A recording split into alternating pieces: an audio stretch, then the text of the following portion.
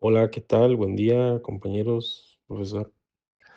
Nosotros, bueno, que vamos a hablar del siguiente tema, que es el OFDM o multiplicación por división de frecuencia ortogonal.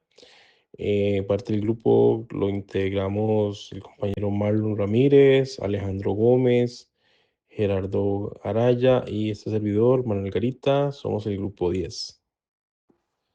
Como parte, bueno, del tema que vamos a conversar un poco, le vamos a exponer.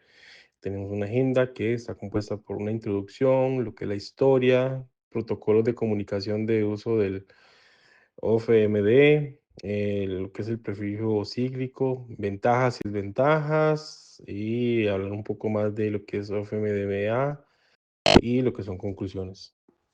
Bueno, ahora bien, lo que es la introducción, como qué es el OFDM.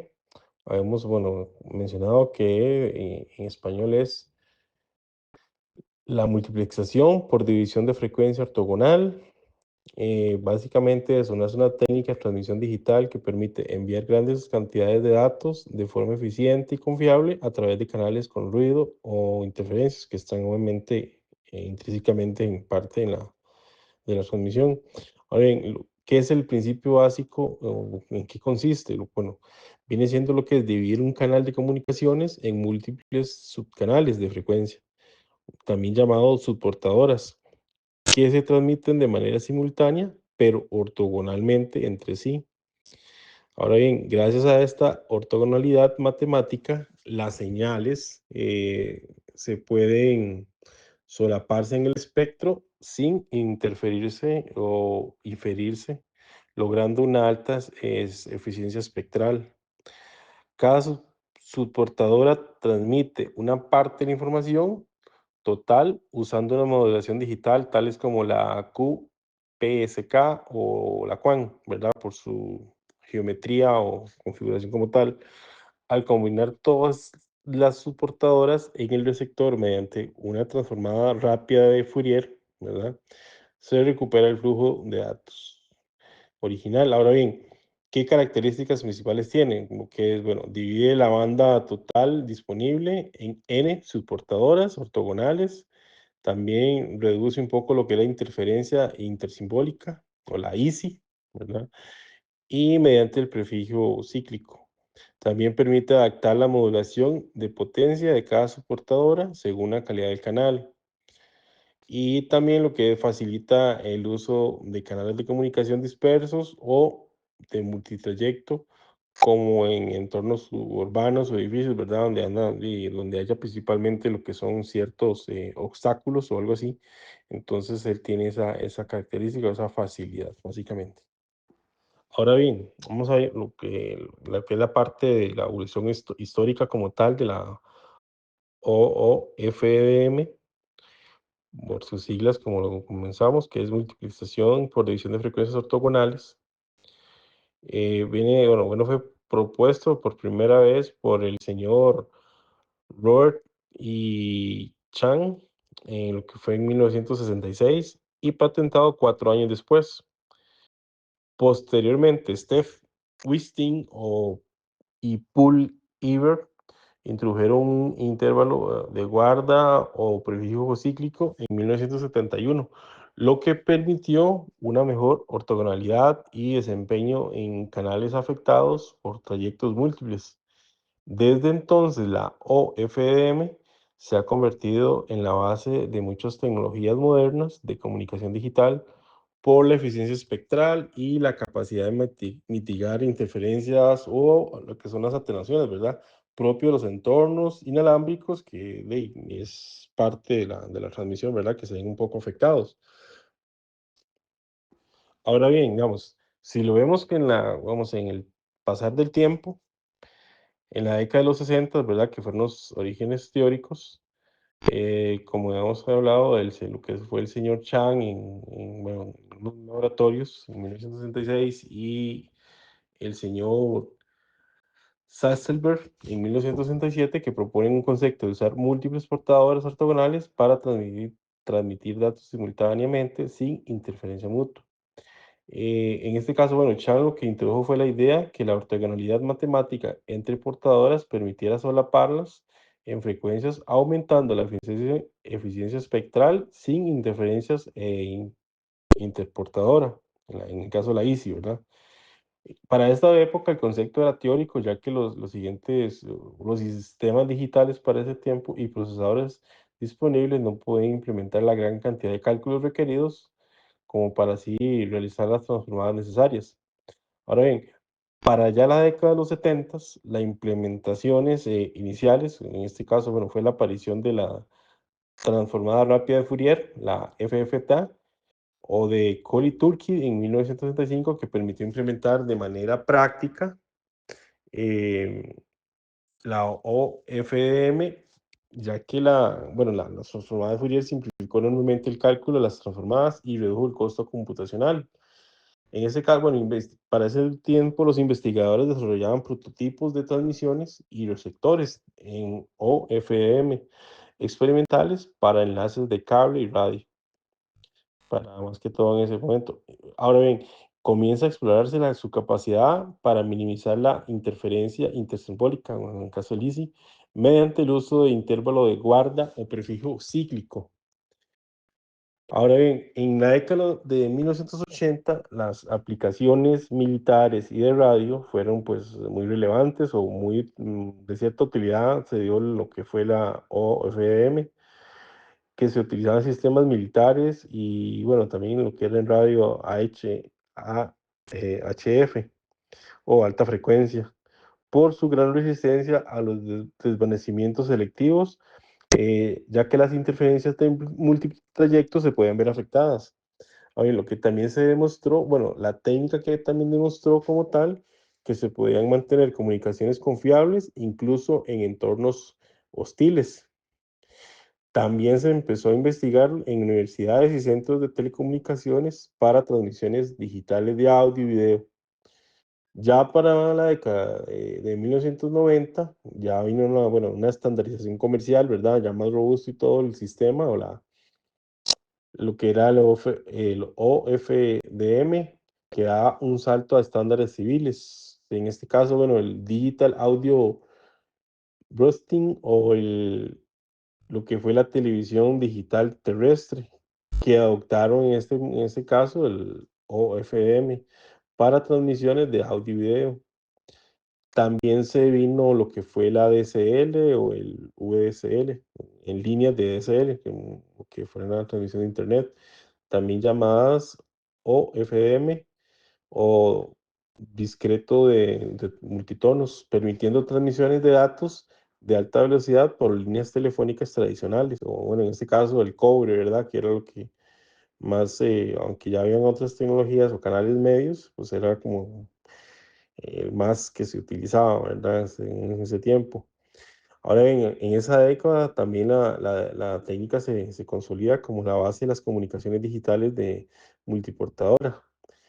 Y ya para lo que es de los 2000 a, bueno, a la actualidad, la expansión y el uso masivo de la OFM se convierte en una de las tecnologías base de la comunicación moderna, utilizada, bueno, en Wi-Fi, todas sus versiones, ¿verdad? Hoy normado por la IEEE o el protocolo 802.11a y ahí sus derivaciones, la A, la G, la N, A, X, en fin, incluso ya en sistemas LTE, en 4G, en red, incluso 5G, en WiMAX, con igual el protocolo de la IEEE, el 802.16, y para lo que fue las comunicaciones tanto en televisión y radio, por línea eléctrica, en el caso de un PLC.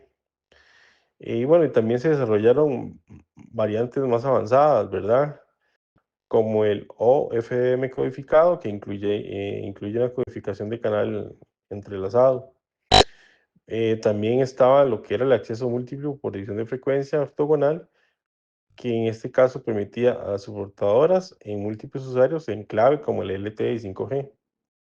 Básicamente, eso ha sido a través del tiempo de la OFDM. La OFDM, pues, es utilizada para aplicaciones muy variadas y para ello se han establecido conforme a los años diversos protocolos y estándares para hacer bien la comunicación. Se tiene, por ejemplo, aplicaciones como las que se observan en la tabla. Eh, un ejemplo son las redes inalámbricas locales que utilizan para esos protocolos basados en el estándar IEEE 802.11 en ese rango de frecuencias. Y básicamente, pues, en este área se va a usar la OFDM en la capa física con transmisión en paralelo y con múltiples soportadoras al mismo tiempo. Un ejemplo de esto es pues el Wi-Fi, que puede llegar a tener un canal, por ejemplo, de 20 MHz y se va a dividir en 64 soportadoras, por ejemplo, y donde estas 52 van a ser útiles y 12 van a ser de guardia. En el caso de telefonía móvil, 4G y 5G, la 4G se va a basar los protocolos en el estándar LTE en ese rango de frecuencias y él va a usar OFDMA en el caso para el downlink, que va a asignar bloques de soportadoras a distintos usuarios, y en uplink él va a usar otro que se llama SCFDMA, que bueno, es una versión de OFDM con un menor consumo de potencia. La 5G se va a basar en el estándar New Radio para ese rango de frecuencias. Y él va a usar UFDMA en ambos sentidos, el uplink y el downlink. Y también, pues, para esta aplicación, en este caso, él va a permitir espaciados de soportadoras flexibles y anchos de banda variables. La televisión digital se tiene el estándar, el que se usa aquí, por ejemplo, el ISDBT, y para ese rango de frecuencias en VHF y UHF, para esos protocolos, él básicamente usa una variante llamada Band Segmented Transmission, o FDM, que bueno, va a dividir el canal de 6 MHz, un canal de ancho banda de 6 MHz, en 13 segmentos, o FDM, donde va a incluir lo que es audio, video y... Una de las características más importantes de OFDM es el prefijo cíclico. Este elemento permite que las señales transmitidas sean más resistentes a las interferencias y a los retardos del canal. El prefijo cíclico es una pequeña copia del final de cada símbolo OFDM que se agrega al inicio del mismo antes de transmitirlo. En otras palabras, si tenemos un símbolo, tomamos su última parte y la colocamos al principio. Su función principal es evitar la interferencia entre símbolos consecutivos y mantener la ortogonalidad entre las subportadoras incluso si el canal tiene múltiples trayectos. Es como dar un pequeño espacio de seguridad entre símbolos. Podemos imaginarlo como dejar un pequeño margen o colchón al principio de cada paquete de datos para que si hay un eco o retraso en la señal, este no afecte el siguiente símbolo. Ese colchón es el prefijo cíclico. Aunque el prefijo cíclico introduce una ligera pérdida de eficiencia, su beneficio en términos de estabilidad y resistencia a interferencia es enorme. Sin el prefijo cíclico, OFDM simplemente no funcionaría tan bien en canales reales.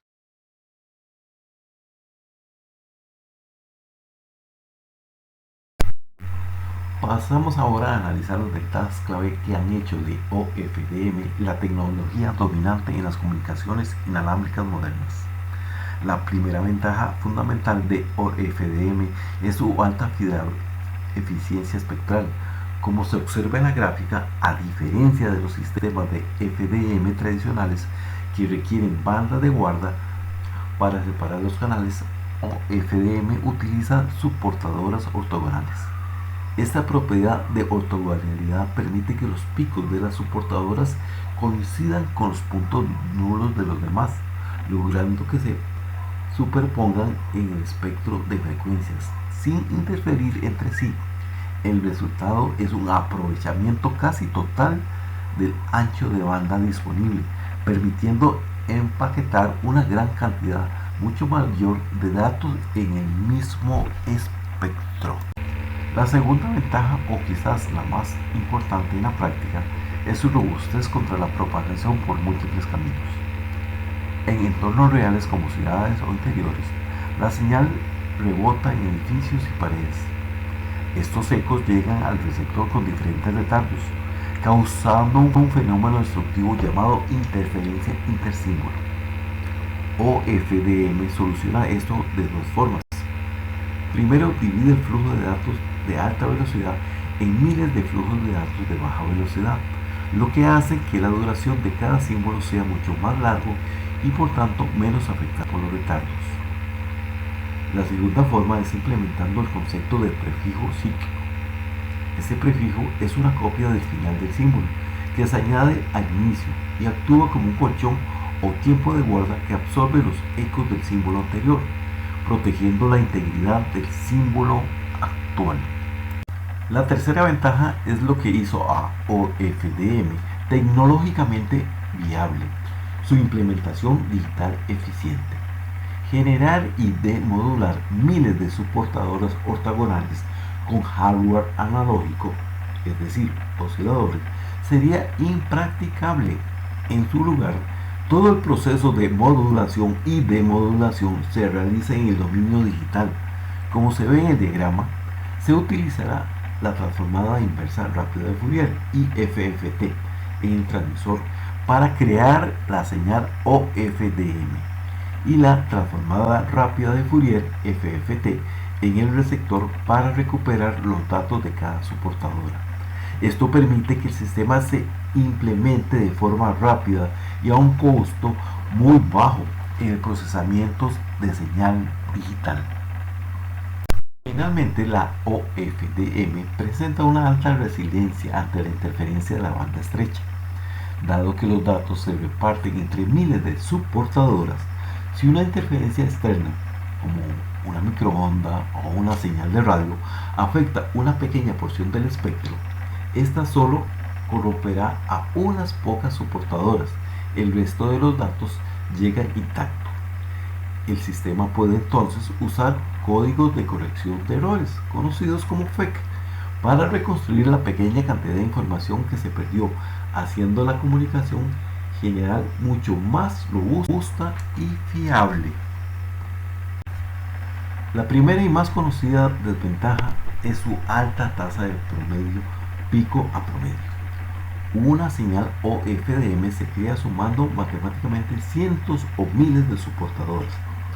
Ocasionalmente, por casualidad, los picos de muchas de estas ondas se alinean y se suman, creando un pico de potencia promedio momentáneo que es extremadamente alto en comparación con el promedio de la señal, como se muestra en la gráfica.